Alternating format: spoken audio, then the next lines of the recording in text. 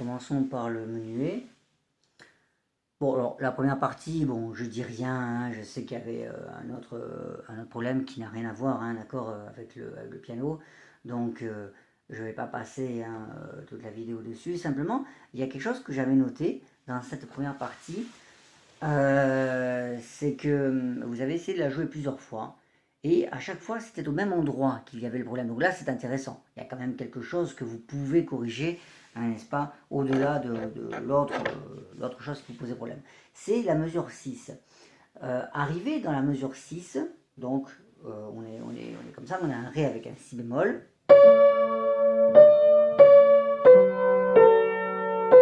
Ok, voilà, là je suis allé jusqu'au premier temps de la mesure 7. Bon, certes. Voilà ce qui se passait. En fait, au lieu de faire ce qu'il faudrait faire, que je viens de faire à l'instant, vous faisiez cela. Voilà. Voilà le problème.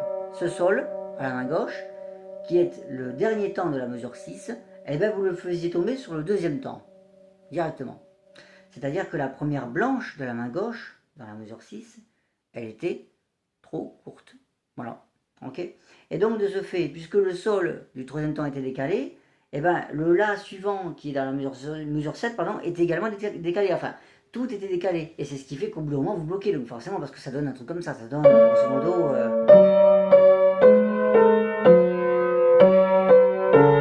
là, bon bah... on sait pas trop. À l'arrivée, on peut plus. Il y a un moment où le cerveau dit non, hein, il dit stop, d'accord. Donc voilà, ça venait de ce décalage, tout simplement. Donc... méfiez-vous, enfin essayez de reprendre cette mesure-là en particulier, si vous le pouvez, hein, d'accord, donc voilà. Voilà, là c'est bon. Le Si bémol main gauche qui démarre la mesure 6 est une blanche. Elle dure 2 temps, ok. Donc ne pressez pas le sol qui vient ensuite à la main gauche. Et laissez respirer la main droite qui fait Mi, Ré. Et c'est là que tombe la main gauche, Sol. Ok. Bon voilà. Ok, donc on avait ça. Après, pour le reste de la première partie, je ne peux pas juger parce que justement, à chaque fois, vous vous arrêtiez sur cette mesure 6. Donc, essayez de résoudre ça. Normalement, je me souviens que la fois précédente, vous la jouiez correctement, cette première partie. Il n'y avait pas de problème. D'ailleurs, je vous avais juste demandé de la jouer plus calmement, enfin, d'avoir une ambiance plus fluide, plus liée. Donc, à mon avis, c'est tout à fait possible. Il n'y a pas de problème. Alors, dans la deuxième partie, que dire? Il y avait, alors oui, voilà, c'est ça. C'était la mesure 23 qui vous posait problème. C'est marrant, également pour la main gauche. Vous voyez? Toujours cette main gauche. Alors là, je me souviens que je vous avais demandé de la jouer seule. Il n'y avait pas de problème, seule. Bon, parfois, peut-être, il y avait quelques hésitations, mais en tout cas, le texte était bon. Non, ça veut simplement dire que lorsque vous jouez vos mains ensemble, votre oreille est naturellement, comme tout le monde, attirée par la mélodie de la main droite. C'est une attraction qui est naturelle. Écoutez une chanson, je vous fais une parenthèse. Écoutez une chanson avec un accompagnement de piano, ou un chanteur qui se fait accompagner par n'importe quel instrument, guitare, piano, batterie, ce que vous voulez. Est-ce que vous pensez que vraiment vous allez réussir au premier coup? Moi peut-être oui, mais bon, évidemment le niveau n'est pas le même. Mais imaginez que vous écoutez une chanson. La première chose que vous allez capter, c'est quoi? Ce sont les paroles peut-être pour vous, ou peut-être la mélodie elle-même, la beauté de la mélodie, je sais pas, l'esthétique. C'est quelque chose comme ça que vous allez capter. Peut-être le rythme. Mais est-ce que vous allez vraiment entendre l'accompagnement de guitare qu'il y a derrière, ou au contraire si le piano a fait un Fa au lieu d'un Ré, ou ceci ou cela? Non, pas forcément. Pas à votre niveau. Peut-être vous détecterez un problème, dans le sens où vous direz, tiens, c'est curieux, ici ça sonne bizarrement, voilà. Mais après, réussir à identifier parfaitement ce problème-là lorsqu'on entend une chanson, c'est difficile. Bah c'est normal, voilà. Là, vous avez exactement le même cas. C'est-à-dire que lorsque l'on joue au piano, il faut toujours que vous soyez très vigilante sur la main gauche. Parce que c'est celle qui va nous échapper en premier, toujours. Parce que l'oreille, naturellement, est intéressée par ça.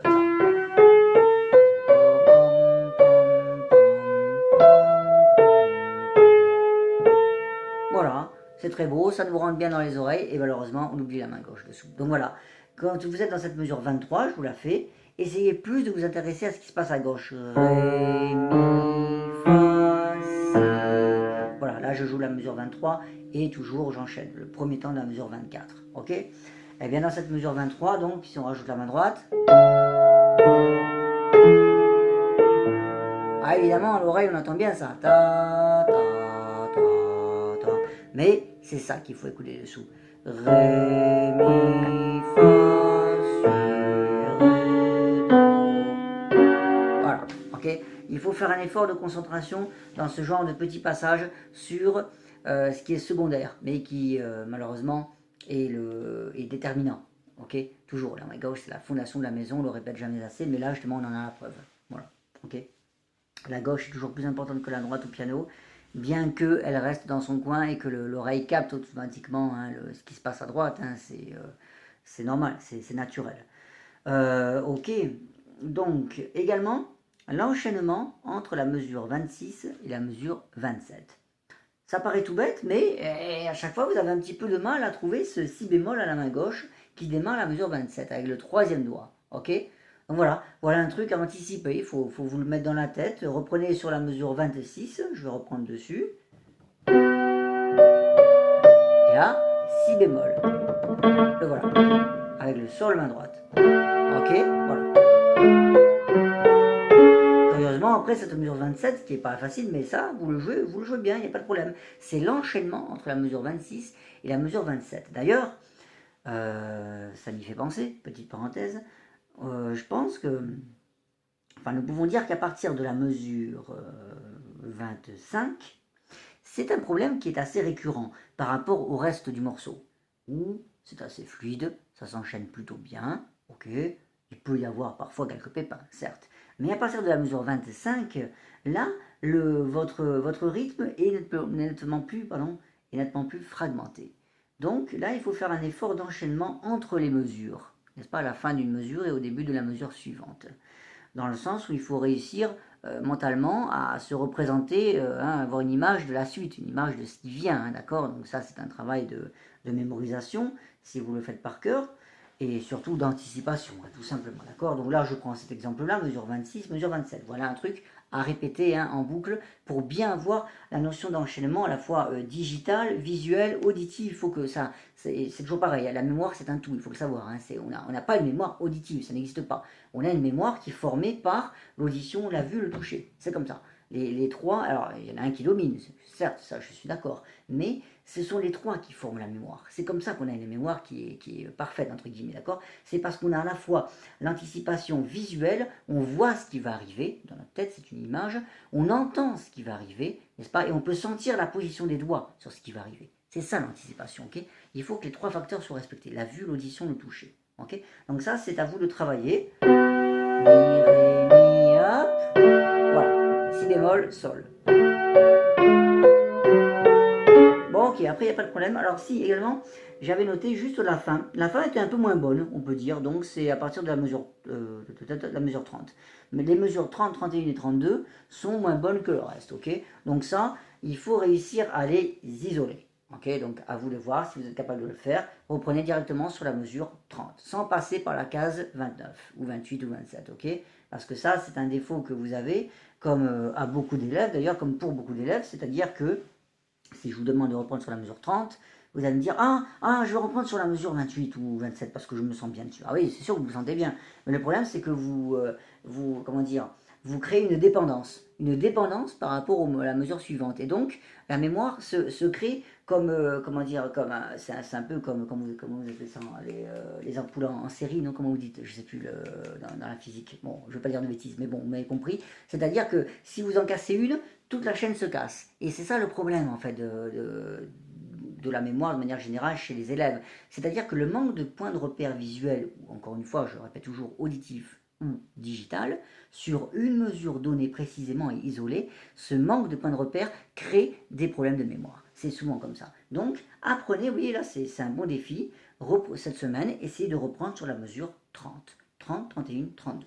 On y va directement. Nous avons main droite un Do, quatrième doigt. Je sais que chez vous, les doigtés, justement, vous en prenez conscience maintenant, hein, beaucoup plus qu'avant, mais vous vous rendez compte des problèmes de doigté. C'est-à-dire que vous vous rendez compte que si un doigté n'est pas bon, n'est pas mis à sa place, eh ben, qu'est-ce qui se passe? C'est tout un réflexe qui s'en va, en fait. Donc, du coup, ça déstabilise, n'est-ce pas? Donc, quatrième doigt sur le Do, deuxième doigt sur le mi bémol, main gauche.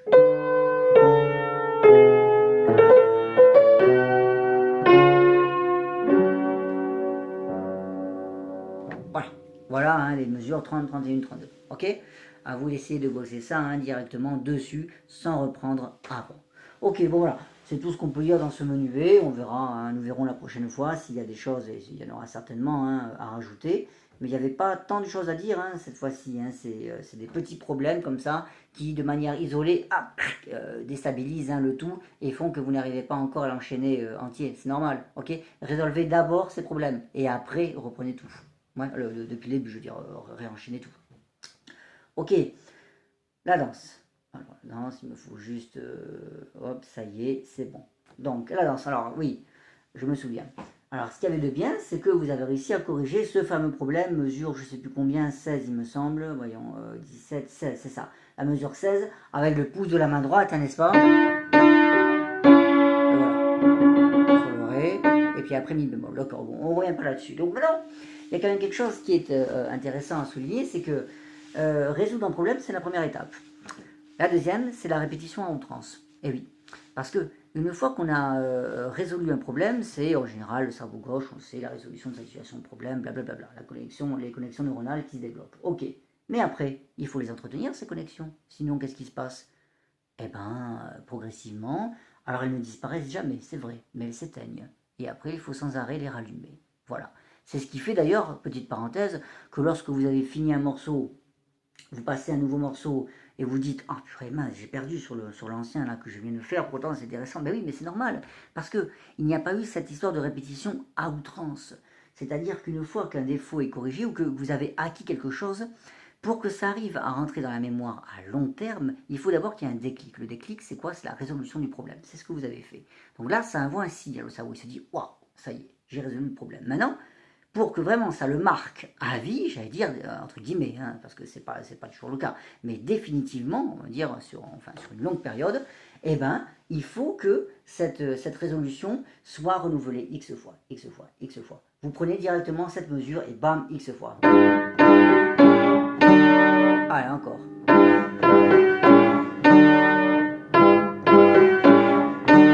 Bon, voilà, ok, je vais pas le faire 50 fois, mais en gros, voilà, je vous invite à faire ça comme ça, plein de fois, plein de fois, plein de fois, hein, de façon très, très mécanique, pour que les doigts s'imprègnent totalement et envoient systématiquement les messages positifs au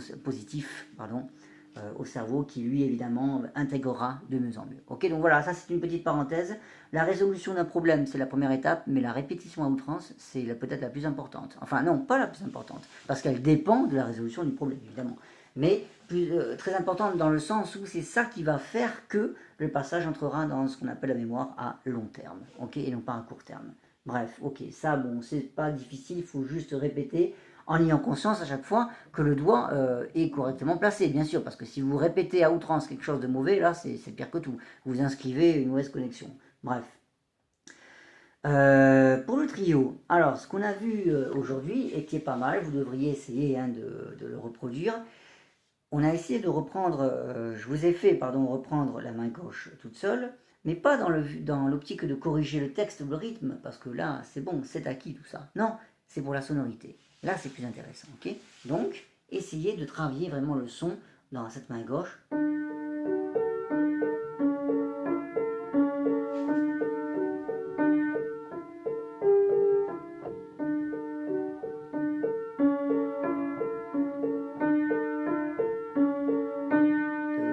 Hop.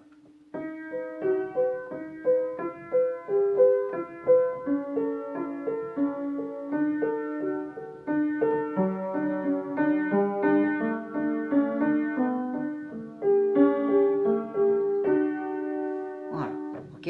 Voilà un son très doux, hein, piano, même quasiment on peut dire pianissimo, très égal, ok? J'ai essayé de ne pas faire de pépins, bon là je ne dispose pas d'un très bon clavier, hein, vous avez déjà aperçu X fois, hein, ok? On a un clavier, on peut dire, qui est mauvais, d'accord? Mais même malgré ça, voilà, je m'efforce je m'écoute, on appelle ça, je m'écoute jouer, tout simplement, ok? D'accord? Ne compensez pas à faire des choses comme ça, d'accord? Ok? Très doux, très plat comme son, ok? Par-dessus, vous pourrez rajouter la main droite. Alors là, évidemment, c'est toute la grande difficulté d'arriver à timbrer la main droite.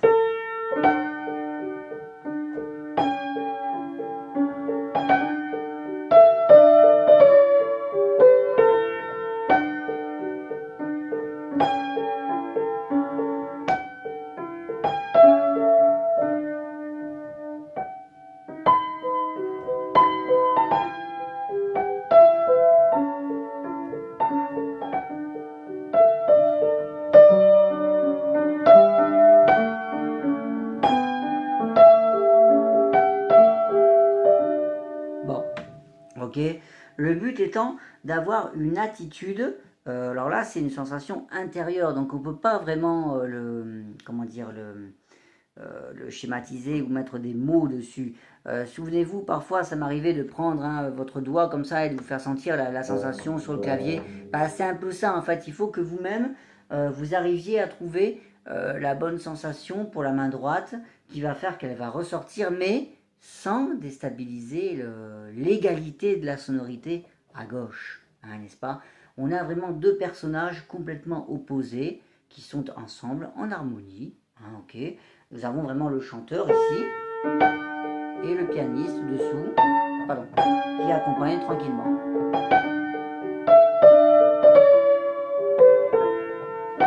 Chacun dans son coin, dans le sens où ils sont parfaitement indépendants au niveau de leur sonorité. L'un est plus volumineux que l'autre, mais ils jouent vraiment ensemble. Okay, c'est une histoire à la fois de synchronisation et de désynchronisation. C'est les deux phénomènes ensemble. C'est ce qui fait justement que l'apprentissage du piano est intéressant. Mais c'est dur à expliquer. Il y a la synchronisation des deux parties du corps, mais il y a une désynchronisation des deux parties du corps. Pourquoi? Parce que pour obtenir l'égalité du son et jouer très piano à la main gauche, ça nécessite un certain ressenti, musculairement parlant à l'intérieur. Hein. Il faut sentir ce qui se passe. Voilà. C'est un peu ce qu'on appelle une technique statique. N'est-ce pas? Alors que là, on a une technique qui est beaucoup plus mobile.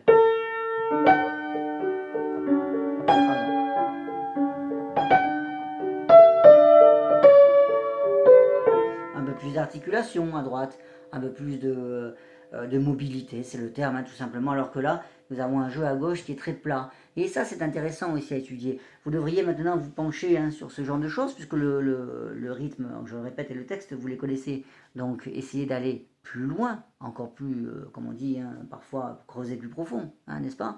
Mais voilà, là, ça enrichira votre sonorité. Alors, même réflexion pour la suite, on n'en a pas parlé, mais c'est exactement pareil, hein, lorsqu'on a dans les aigus...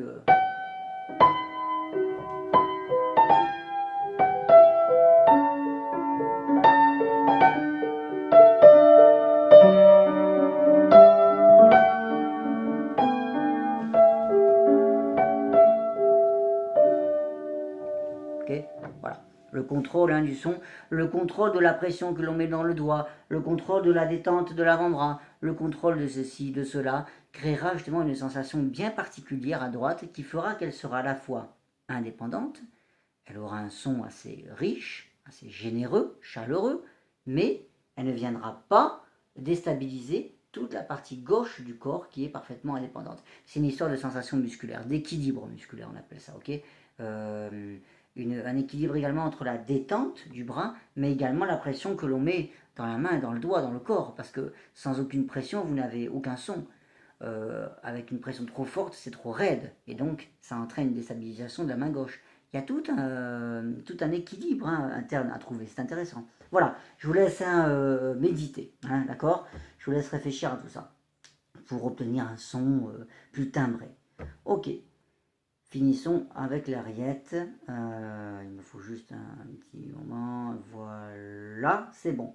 Alors pour l'ariette, nous avions parlé pour les mains ensemble, des mesures 6, 7 et même on pourrait dire 8. Mais déjà au moins 6 et 7.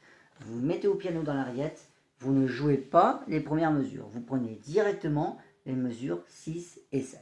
Et c'est parti. On essaye donc de faire ça, mains ensemble.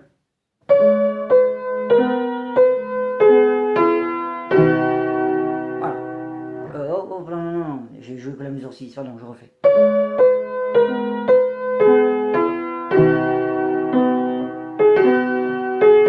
Voilà.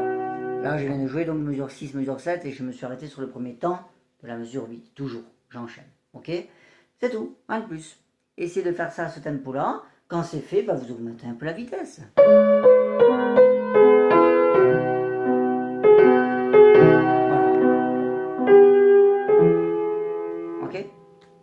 Pour le début de votre morceau, donc les mesures 1, 2, 3 et 4, mais on peut dire les 5 premières mesures, essayez de ne pas jouer trop vite parce que vous êtes déjà dans le beau tempo, un accord il a marqué, je le répète, andantino, ino c'est le diminutif hein, en italien, donc C'est encore moins qu'en Dante. En Dante, ça veut dire en marchant, en avançant. Donc là, on pourrait presque dire en stagnant, hein, n'est-ce pas? Il ne faut pas avoir l'impression de trop avancer, hein, d'accord, dans tout ce début, je parle. Hein.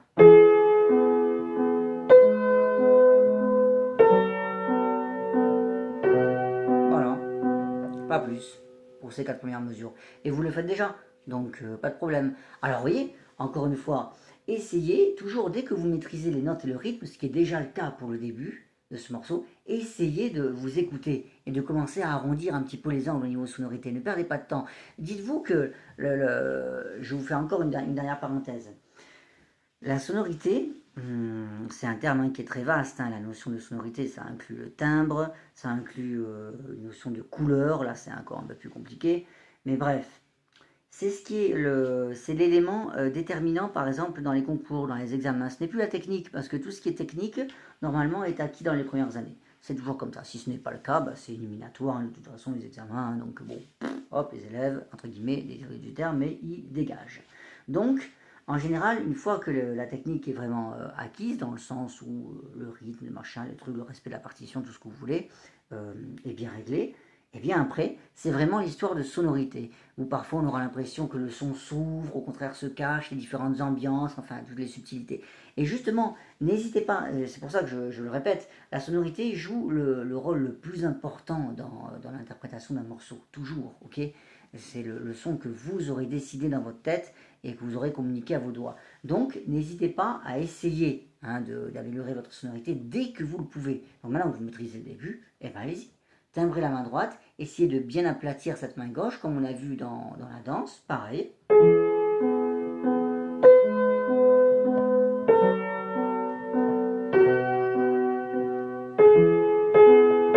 Voilà, ok, pour ce début. Après, évidemment, c'est plus dur parce que les doubles croches arrivent.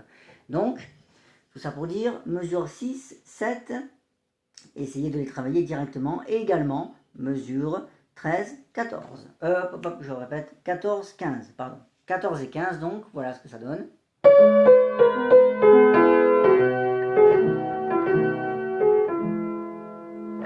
Voilà, ok, pour les mesures 14 et 15. Prenez ça directement, essayez de l'isoler, ce passage, sans passer par la case précédente, comme tout à l'heure, hein, n'est-ce pas? Travailler par isolation, c'est un terme qui est hyper important au piano, ok? Et donc, essayez d'isoler ces deux mesures et de les répéter en boucle. Ok, ensuite, eh ben, allez directement à la mesure 25, main gauche seule.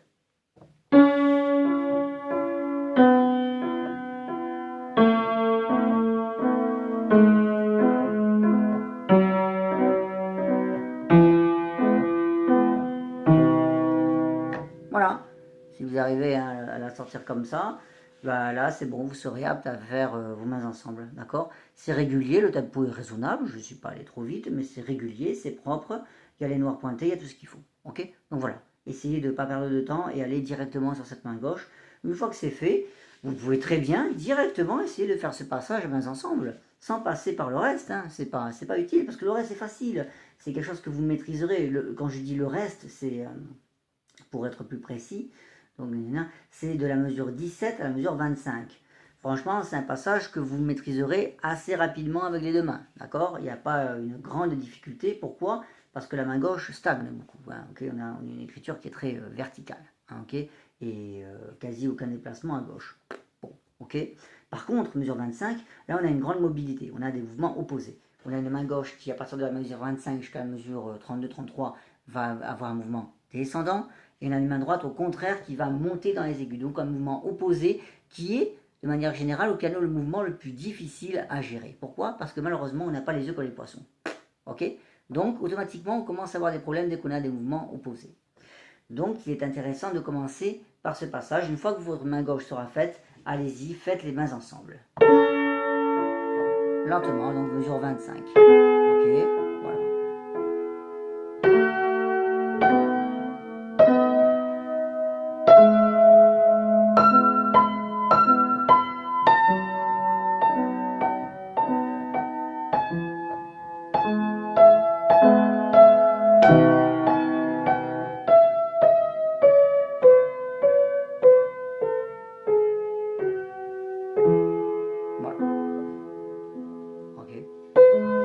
Voilà ce que donne ce passage, très lentement, mains ensemble.